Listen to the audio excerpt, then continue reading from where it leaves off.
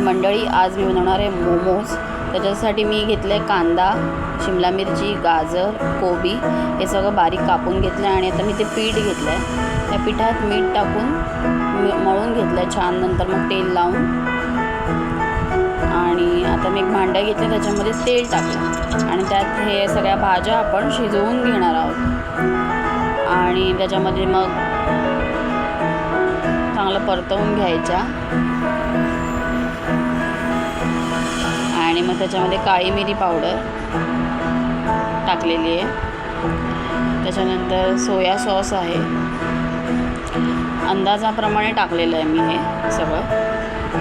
तुमच्या जशा भाज्या असतील आणि हे सगळं आपण मिक्स केलं आहे. त्याच्यानंतर परत विनेगर टाकलं आहे मी आणि हे थोडंसं शेजवान सॉस टाकलेलं आहे आणि हे चांगलं एकजीव करून घेऊया आपण व्यवस्थित.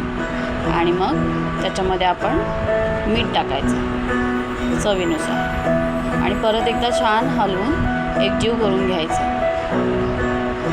आणि इथे चपाती लाटून आपण मैद्याची आणि मोमोज आपण असे हातावर करून घ्यायचे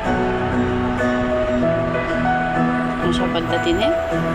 जसे आपण पुऱ्यांना लाटतो ना त्याप्रमाणे ते करून घ्यायचं आणि इथे मग आपण टोपावर जशा पद्धतीने आपल्याकडे असेल तसं आपण वाफवून घ्यायचे.